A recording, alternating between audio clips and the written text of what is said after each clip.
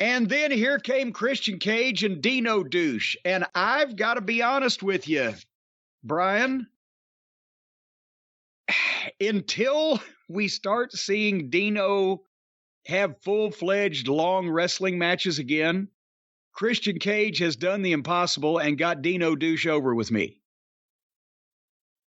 Because if this had been what we were looking at all along, I could have seen some light at the end of the tunnel. I could have seen some blue sky with this guy. We started out watching this giant fucking goof in this dinosaur mask having 15, 20-minute indie-style matches doing backflips and cartwheels and those phony fucking looking kicks that he has to do. And his matches didn't make any sense. And he's a baby face, which makes no sense. And he does a promo every once in a while, or he used to a few years ago, talking about being 35 million years old in a voice a little bit more stentorian than Keith Lee's, but kind of as grandiose because he wants people to think he's a college graduate. And that version of Dino Douche has sucked pond water. But now he's all in black. And he looks like a fucking beast. And I think they've even made him tan a little bit more. And he's still jacked up. And now he's got an obnoxious heel mouthpiece that's also a name star that everybody recognizes, that's doing brilliant work. And Dino becomes the fucking giant, jacked up henchman behind the blabbermouth to do his evil bidding and destroy people in short amounts of time convincingly, with no backflips and no fucking stupid promos and no goddamn 20-minute high spot matches where he's trying to wrestle like he weighs 117 pounds. If this is what we had seen first, I would have said you can make some money with this guy. Apparently, everybody else had already seen what Dino's normal matches and outlook on wrestling was like, is why they just said, fuck it, we're just going to let him do that. But this works for me. And Christian is doing a great job, verbally and with his heel attitude. And he came out and blistered the poor old Varsity Blondes. Remember when there was a chance they could have done something with Pillman and that window closed? There was never a chance that they could do anything with Griff.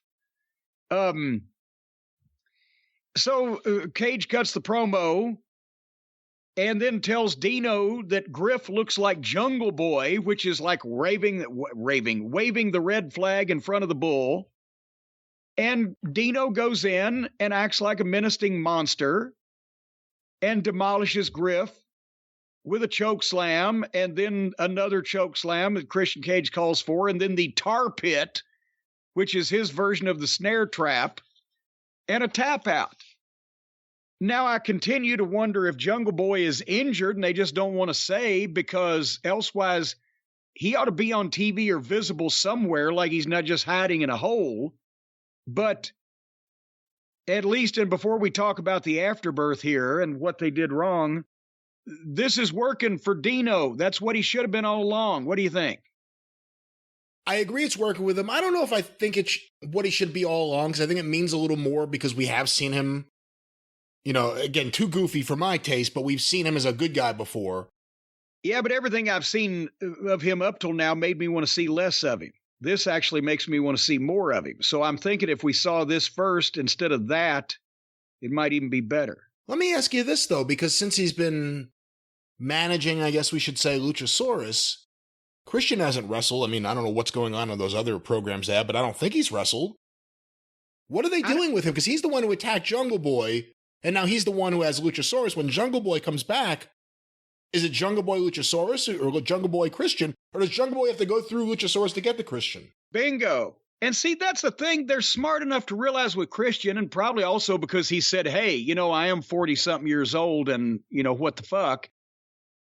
They kept putting Punk in there for matches just to get ratings, just to get people to watch because it's Punk wrestling.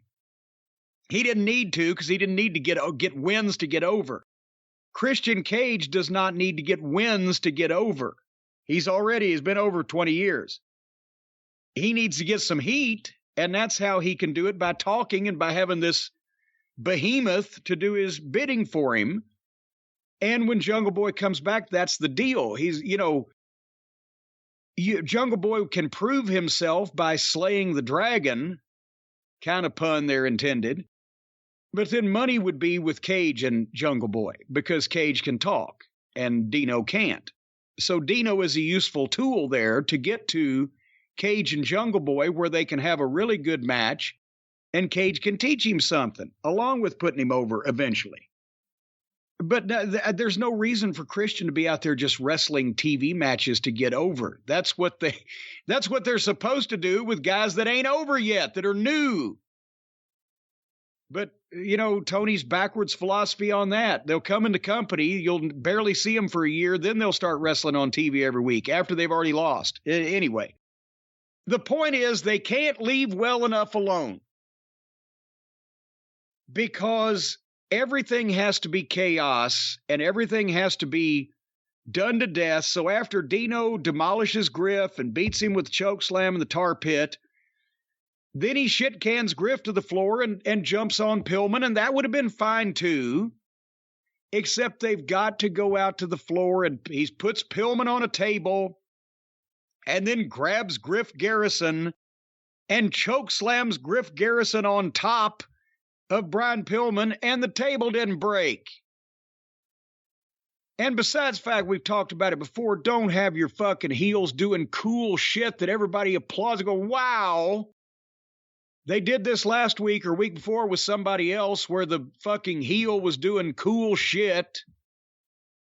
And everybody breaks tables. It's way past done at this point. It would have just been more effective with what you're trying to do with Dino, is if he beat Griff Garrison and fucking Brian Pillman Jr. came to check on his partner, and he grabs Pillman by the scruff of the neck and choke slams him in the middle of the ring too and stands over both of them. But now you've gone out and you've set him on the table and you got this shop class project going on, and now the physics didn't work because, and I don't know why anybody didn't tell him this to begin with. It's not like they've just invented tables. When you've got Brian Pillman laying on the table, his body laying flat lengthwise on the table reinforces the table, because it dissipates the weight of the blow of Griff Garrison's body weight coming down from all in the middle to spreading it out across the length of the table. Plus, Dino worked the first choke slam, at least on Griff's part. Poor Brian Pillman had to lay there for two of them. But he put Griff's shoulder blades on Pillman's belly/dick, and Griff's legs and ass was off the edge, and he bounced off and off the table onto the floor.